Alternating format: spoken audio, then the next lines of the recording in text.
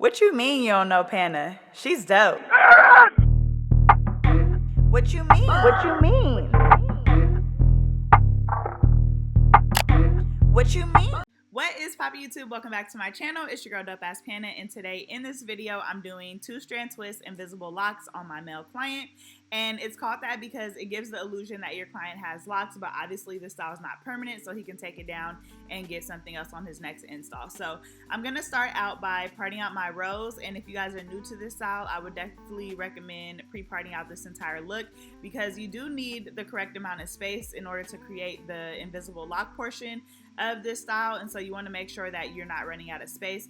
My client also doesn't have a full head of hair, and that's really important to make sure I map out where I'm going to be putting these invisible locks. So I would definitely recommend, if you're new to this style, to pre-part out. But I've done this client's hair plenty of times and he literally always gets this style, so we are good to go. So I'm going to start by applying product to my client's natural hair and making sure that that part is really defined. As always, all of the products that I'm using will be listed in the description section for you guys, but today for this video I'm using All Day Locks Lock and Twist Gel, and I really do love it. It does leave a white residue if you use too much of it, so you do want to be careful, but in general I do really love this product.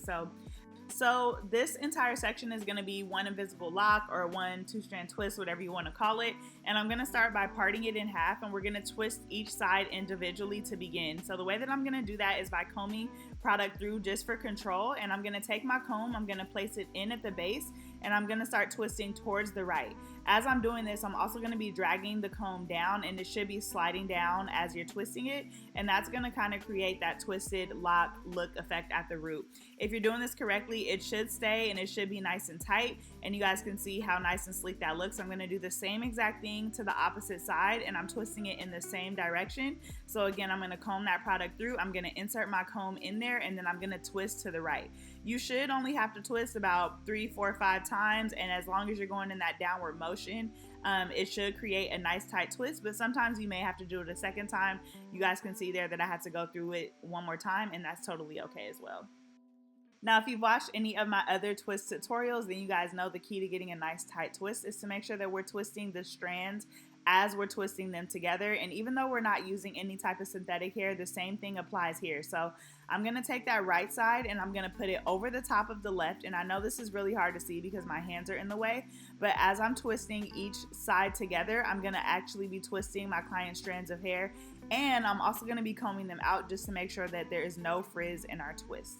And I'm going to show you guys this again at a different angle because I do realize that my hands were kind of in the way there. So I'm going to show you guys this a couple times for you guys to see, but I'm twisting each strand of hair as I'm twisting them together.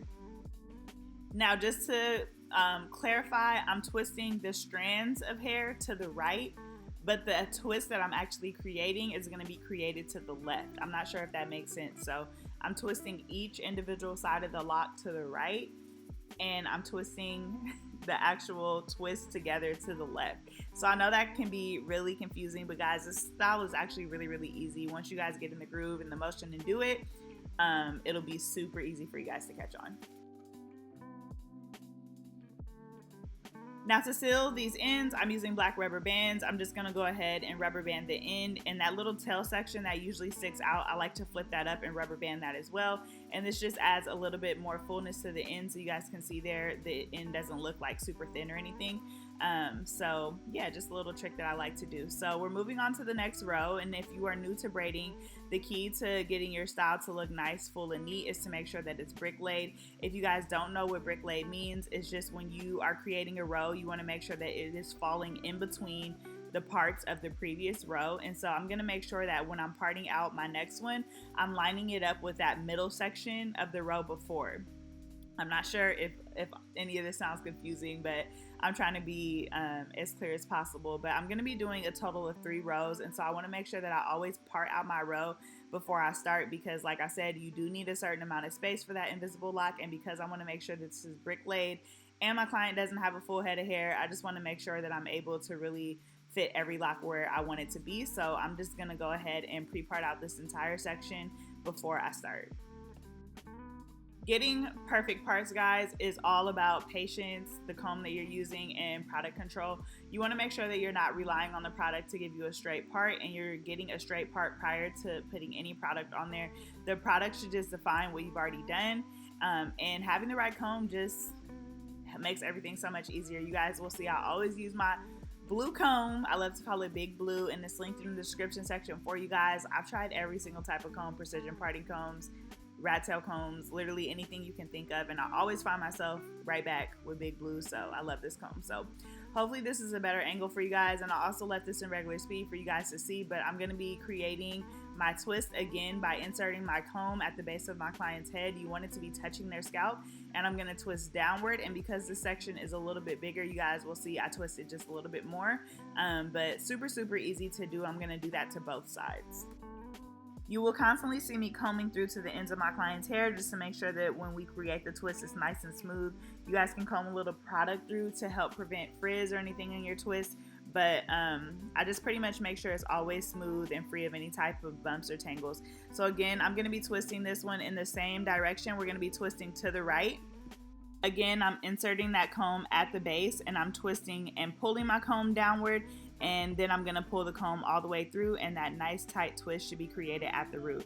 I'm then going to take each side. I'm going to put the left over the right, and I'm going to begin twisting. Again, you want to keep combing through as you're going to create a nice seamless twist, but here you guys can see I'm twisting each side to the right as I'm twisting them together towards the left.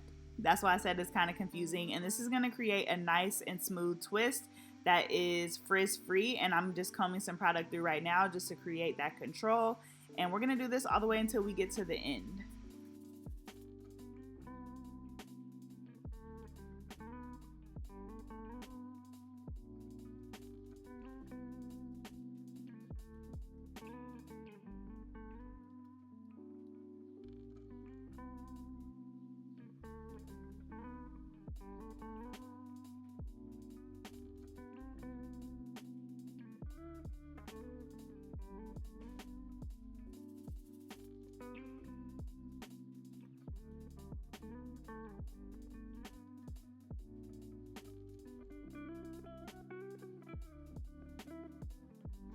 Now to close off this style at the top, I'm going to be doing 3 invisible lock 2-strand twists up here, and the one that's at the very back, we're actually going to be diagonally backwards. This is going to help to close up that style at the top. It's also going to add some fullness to that back section, and so we're going to be parting diagonal back for this twist instead of going straight down horizontally, and still the method is the same. I'm going to be twisting each side. It's just going to be a slightly different look, and we're going to twist those together. So I'm going to let you guys watch me complete these next couple ones. I did speed these clips up since I showed you guys a couple in normal speed, but lately, y'all, I've been enjoying doing male clients. I've actually been thinking about increasing my male clientele. I've always been super nervous about servicing males just for safety reasons. Sometimes I'm in the salon really late, or, you know, I don't want to be hit on. And I don't know, sometimes I'm just like, dang, what do I just talk to a random man about, right? But lately I'm like, this has just been a little bit easier. Like, they pay, they're really loyal, y'all, and yeah, the styles are just super easy. It's like kind of like quick money. This style took me an hour to complete.